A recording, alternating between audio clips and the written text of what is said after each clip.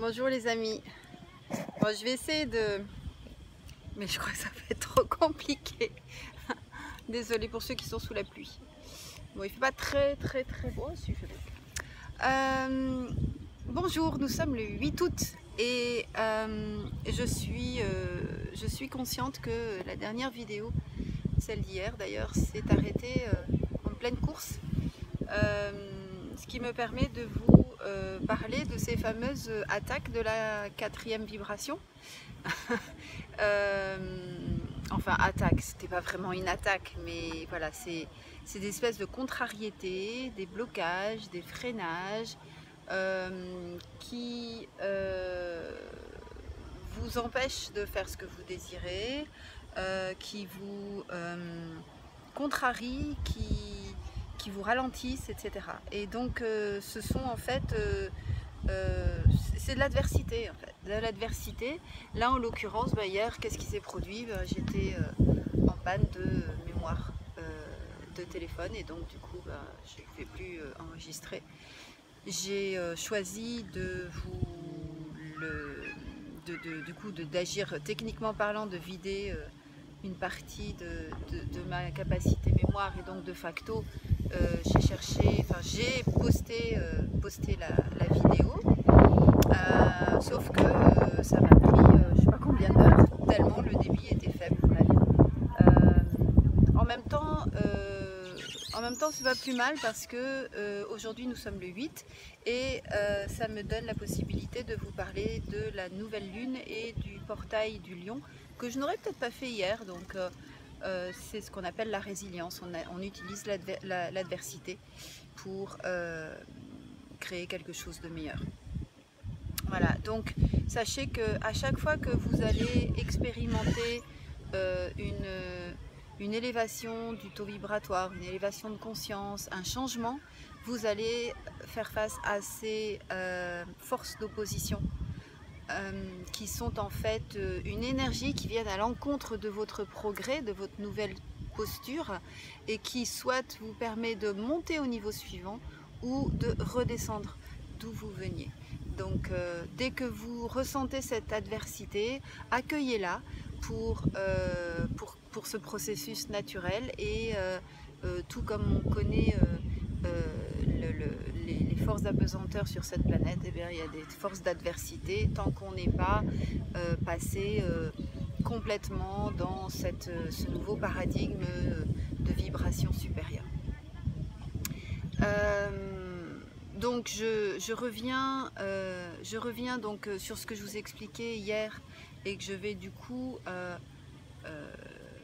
intriquer avec cette dimension de nouvelle lune et de portail.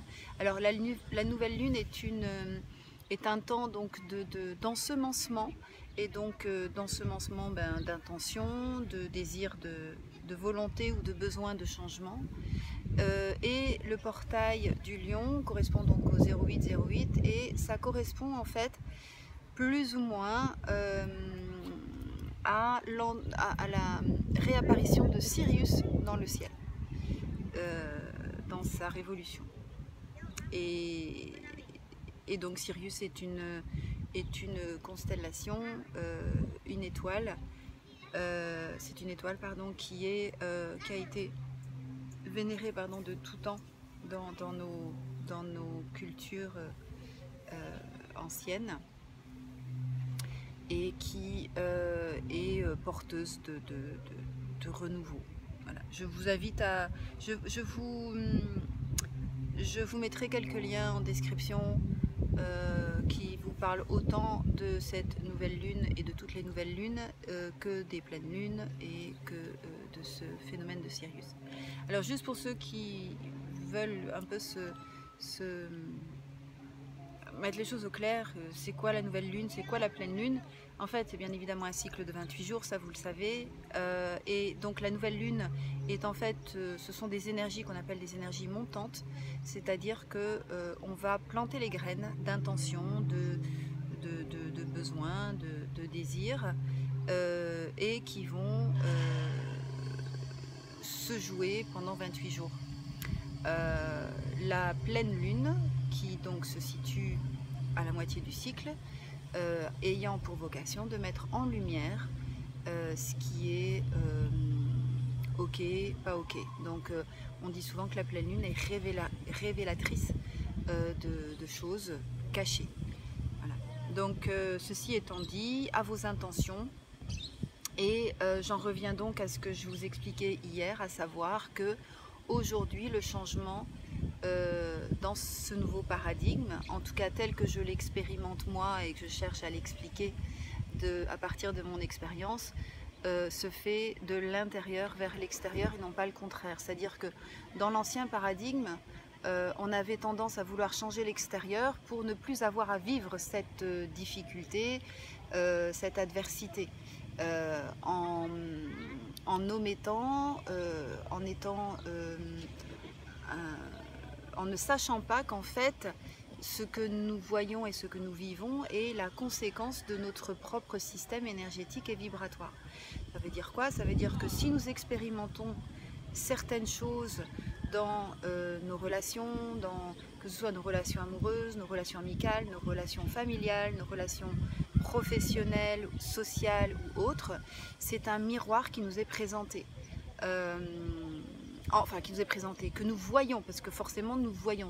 Rappelez-vous, hier je vous parlais de la théorie des ensembles avec l'intersection des deux ensembles, hein, rappelez-vous les patates, voilà, c'est ce qui se joue. Donc quand quand une organisation manque, enfin démontre une privation de liberté, la question c'est, est-ce que moi je me donne la liberté? Et vous allez me dire, mais oui, moi je veux la liberté. Mais par exemple, est-ce que vous vous donnez la liberté de choisir un travail qui vous plaît vraiment? Est-ce que vous choisissez la liberté d'avoir une relation qui vous nourrit vraiment? Est-ce que vous avez la pleine liberté par rapport à vos schémas, par rapport à votre ego, par rapport à ces blessures qui dirigent votre vie? Et en fait, je pense que ce qui se passe aujourd'hui, c'est que nous avons une telle élévation du niveau vibratoire sur cette planète que rien ne peut échapper à cette loi qui est que nous voyons ce que nous avons besoin de changer à l'intérieur de nous. Alors à nouveau, il n'est pas question de rester chez soi en disant ok, je ne fais rien, je n'influence pas, je ne vais pas manifester, je ne vais pas ci, je ne vais pas ça, en mode comme ça je ne vivrai rien. Non, bien sûr, ça c'était le travail que certains ermites ont fait pour être en soi, à l'intérieur de soi, en sérénité, etc. Même si par moment vous en avez besoin, seule l'interaction avec l'extérieur parlera de soi. Donc d'aller manifester est une façon de matérialiser, et c'est hyper important de matérialiser notre besoin. Donc en soi, si vous voulez, c'est ok. C'est une, comment dire, c'est une matérialisation de ce besoin. Par contre, attention à vos pensées. Quand vous êtes dans cette action, et bien évidemment attention à l'égrégore des gens qui vous entourent et de l'égrégore de la manifestation, c'est-à-dire que je pense l'avoir déjà partagé, quand on vote, quand on vote contre quelque chose, ou quand on lutte contre quelque chose, ou quand on manifeste contre quelque chose, on nourrit le système de ce quelque chose, puisque on apporte contre, donc à cette chose. Donc j'ai entendu beaucoup, et c'est super que en fait ça avait été quasi intégré, et que beaucoup de personnes manifestent pour la liberté. Cependant, si quand ils manifestent pour la liberté, ils sont dans une émotion, dans un sentiment de colère, parce que ils se sentent injustement privés de liberté, ça nourrit le système. Et moi, ce que je lis, ce que je vois, ce que j'entends, c'est qu'il y a une blessure d'injustice, une blessure d'humiliation, une blessure voire de trahison de la part d'un pouvoir à qui on a accordé sa confiance. Et donc du coup, on en revient toujours à la même chose, c'est que de façon très indépendante et isolée, on a à travailler ces blessures de manière à ne pas les vivre. Et une fois que cette étape est franchie, une fois que cette blessure est neutralisée, pas supprimée, parce qu'on ne supprime pas, mais elle est neutralisée, c'est-à-dire qu'elle ne nous fait plus souffrir, on ne l'attire plus. Et donc, à un moment donné, collectivement, nous allons rentrer dans une société respectueuse, dans une société réellement tournée vers l'environnement, vers les problématiques d'évolution et non pas d'involution, et la société dans laquelle nous vivrons sera le reflet de notre société intérieure. Et je pense que ça c'est fondamental. Enfin, pour moi, il n'est même pas question d'avoir une explication de la part de guides ou autres, c'est systémique, tout est énergie. Einstein en a parlé encore et encore, et notre intérieur se reflète à l'extérieur. Ce qui est à l'intérieur se voit à l'extérieur, et ce qui se voit à l'extérieur se trouve à l'intérieur. C'est pas facile à faire parce qu'on est dans nos émotions. Quand on a quelqu'un ou quelque chose qui vient nous chercher là où ça fait mal, forcément on est dans l'émotion, et forcément on est soit dans la peur, soit on est dans la colère, ou soit on est dans la tristesse. Et je vous renvoie à la capsule explicative sur l'influence des émotions. On quitte on ancre ses automatismes archaïques de survie, et on quitte sa gouvernance dite préfrontale, qui est le siège de la connexion à la conscience supérieure, selon moi. Ce qui veut dire quoi? Ce qui veut dire qu'on va nourrir l'ancien paradigme. Donc, pour résumer, on se pose, on respire, on boit beaucoup d'eau et on écrit. C'est quelque chose qui m'était venu et qui a été confirmé par différentes vidéos, dont celle de Aurore Roger, dont je vous mettrai le lien en description, qui effectivement explique qu'il est important d'écrire. Pourquoi? Parce que tant qu'une pensée reste dans notre système cognitif, certes elle a une influence, mais elle est moins importante que si nous la manifestons dans la matière. Et pour la manifester dans la matière, au minima, il faut l'exprimer haut et fort par la parole, voire par l'échange avec une autre personne ou d'autres personnes, parce que cette parole, l'énergie de cette parole entre en lien avec les molécules d'eau dans lesquelles nous évoluons. D'où l'importance de l'eau. Alors certains vont dire oh, papa, on a perdu Sonia, elle est perchée. Mais c'est pas grave, j'assume. Étudiez la structure de la molécule d'eau et vous apercevrez qu'elle est antilogique et qu'elle est polarisée malgré sa neutralité. Ça ressemble à une tête de Mickey avec ses deux petits électrons d'oxygène, non, ces deux petits électrons d'hydrogène, pardon, pour son gros, non, je recommence, soyons précis, Sonia, s'il te plaît. Ces deux petits atomes d'hydrogène collés aux gros atomes d'oxygène pour former l'H2O, 2 hydrogènes, 1 oxygène, voilà. Ça y est, je suis perdue dans mon explication. Ouais, boire beaucoup d'eau, et donc oui, exprimer haut et fort vos intentions dans l'éther, et en les écrivant, vous les ancrez vraiment dans la matière, puisque vous les portez sur une feuille.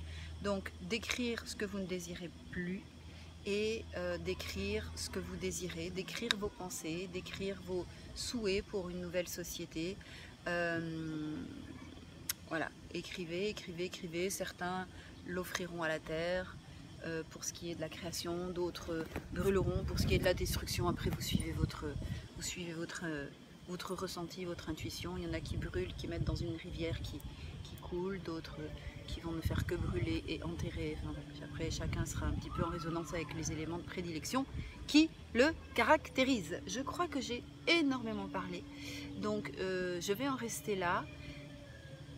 Bonne nouvelle lune à vous, beau portail du lion. Sachez que les énergies ne sont pas ponctuelles en mode boum laser, donc une nouvelle lune, l'influence d'une nouvelle lune peut commencer 2-3 jours avant et durer 2-3 jours après selon les personnes. Idem par rapport au portail du lion, donc si vous voyez cette vidéo un peu après, ça ne vous empêche pas d'être dans cette dynamique d'intention et de changement de paradigme. Je vous envoie plein de belles vibes de la 5e vibration. Voilà, je reviens vers vous. Je vais probablement préparer de nouvelles capsules théoriques, vu que j'ai un petit peu plus de temps pour l'instant. Je continue à peaufiner l'accompagnement sur l'eau. Il était un petit navire. Je vous souhaite le meilleur. Soyez vigilants, toujours en alerte sur vos pensées. Et je resterai là-dessus. On ne choisit pas ses pensées, mais on peut choisir de les changer et on en est responsable. Prenez soin de vous. Je vous embrasse très très fort. À très vite.